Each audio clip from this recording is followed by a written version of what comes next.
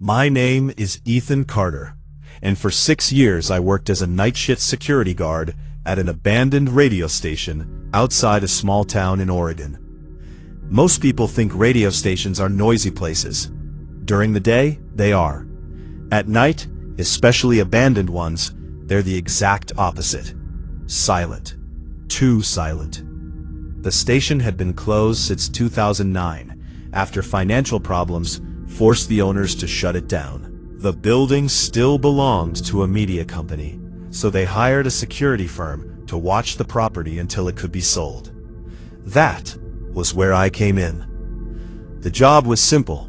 Arrive at 10 p.m., walk through the building every hour, make sure nobody broke in, leave at 6 a.m. The pay was good because nobody wanted to work there. When I asked why, my supervisor just laughed. People around here think the place is haunted. I laughed too. I wish I hadn't. The first few weeks were boring. The station sat alone on top of a wooded hill. The nearest house was almost 2 miles away. Every night I would make my rounds with a flashlight. The lobby, the offices, the storage rooms, the recording studios, then back to the security office. Nothing ever happened. Until October 14th. It was raining hard that night. Around 1:15 a.m., I heard something strange. A voice. At first I thought it was coming from outside. Then I realized it was coming through one of the old speakers in Studio B. That shouldn't have been possible. The entire broadcasting system had been disconnected years earlier. Curious, I walked into the studio. The room was dark. Dust covered every surface. The speaker crackled. Then a man's voice whispered, "Can anyone hear me?" I froze. The voice sounded weak, distant, like someone speaking through a very bad connection. "Hello?" I answered. The speaker went silent. A few seconds later, "Please help me." My heart started racing. Maybe someone was transmitting illegally. Maybe an old system had somehow activated the wiring to the control room. Everything was dead. Every monitor, every console, every transmitter, nothing had power. And yet the voice continued, "Please don't leave me alone." Then silence. The rest of the night passed without incident. I convinced myself there had to be a logical explanation. But deep down, something felt wrong. The next night, I returned. At exactly 1:15 a.m., the speaker came alive again. Static filled the room. Then the same voice. "You're back." I stared at the speaker. "Who are you?" A long pause followed.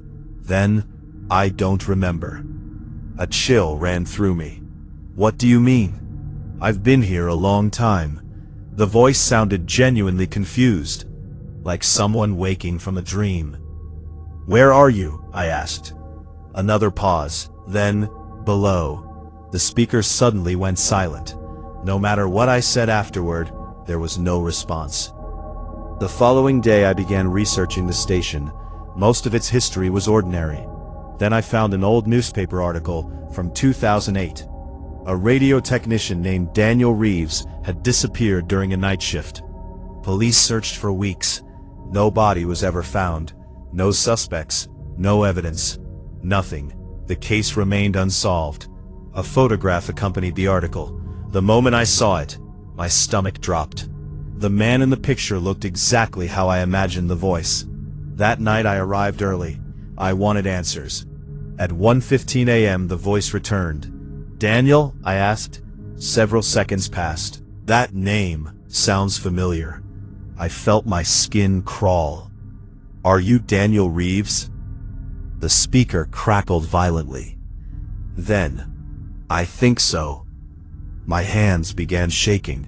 "Where are you?" A loud burst of static filled the room. Then the voice whispered, "In the basement." The station didn't have a basement. At least not one listed on the building plans. The next hour, I searched every inch of the property. Eventually, I discovered something hidden behind a storage shelf. An old steel door. Locked. Covered in dust. The door wasn't on any blueprint. I called my supervisor. He sounded annoyed. "There's no basement." "There is now," I replied. After a long silence, he said something strange. "Don't go down there alone." Before I could ask why, he hung up. Naturally, I went down there alone. A lock had rusted away years ago. The door opened with a loud groan. A narrow staircase descended into darkness. The air smelled stale, ancient, as if no one had entered in decades. My flashlight illuminated concrete walls. The basement was larger than expected. Rows of old equipment filled the space. Massive radio transmitters, tape archives, electrical panels. Most were covered with sheets. Near the far wall stood a single metal chair. Nothing else, just a chair, positioned directly beneath a hanging speaker, the same model used upstairs. I slowly approached it. Then I noticed scratches on the floor.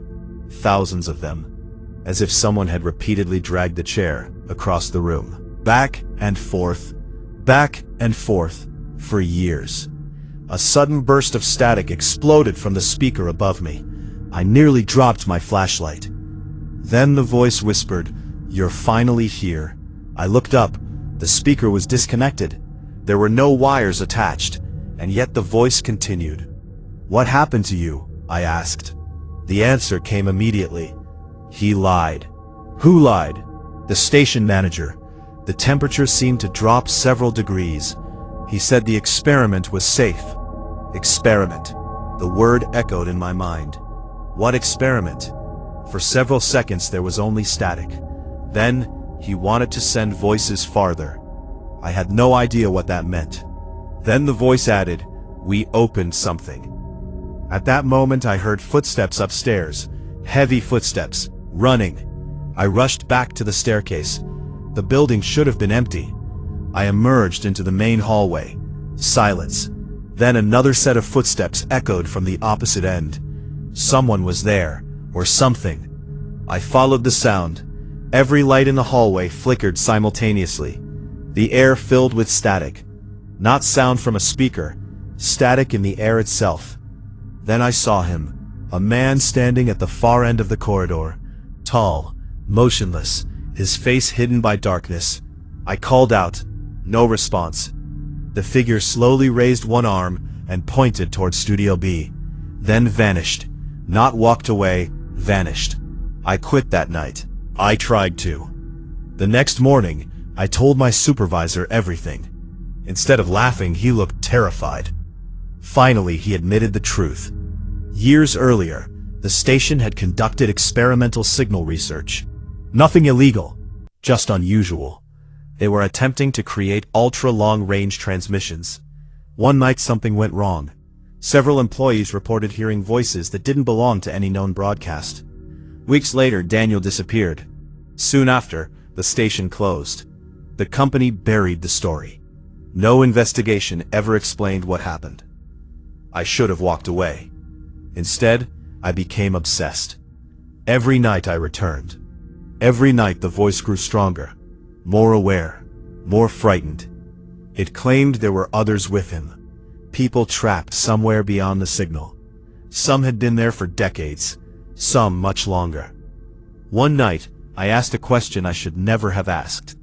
"Can you come back?" The answer arrived instantly. "No." Then after a pause, "But they can." The lights throughout the station exploded. Every bulb shattered simultaneously. Darkness swallowed the building. My flashlight flickered, then died. For the first time, the voice sounded terrified. "Run." I didn't ask questions. I ran. Something moved behind me. Fast, much faster than any human. Footsteps pounded through the darkness. I reached the front door and threw it open.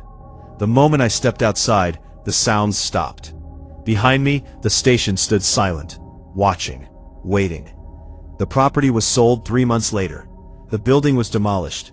Workers reported strange radio interference during construction. Several quit. One disappeared for 2 days and refused to explain where he had been. Eventually, the hill was cleared. Today, a warehouse sits on the site. Most people have forgotten the station ever existed. But I haven't. Because 3 weeks ago, something happened. I was driving home late at night. My car radio was off. At least I thought it was. Suddenly the speakers crackled. Static filled the vehicle. Then a familiar voice whispered, "Ethan." I nearly drove off the road. The voice sounded exactly the same. No older, no weaker. Exactly as I remembered. Then it said, "We found another signal." My hands tightened around the steering wheel. The radio crackled again. For a moment I heard dozens of voices speaking at once. Men, women, children, all overlapping, all desperate. Then every voice stopped simultaneously. Only Daniel remained. And he said something that still keeps me awake at night. Something I have never told anyone. Something I wish I had never heard. His final words were, "Don't answer Channel 9." The radio went silent, and exactly 1 second later, my dashboard changed frequencies by itself to Channel 9, a channel that does not exist, a channel that somehow is still broadcasting every night at exactly 1:15 a.m.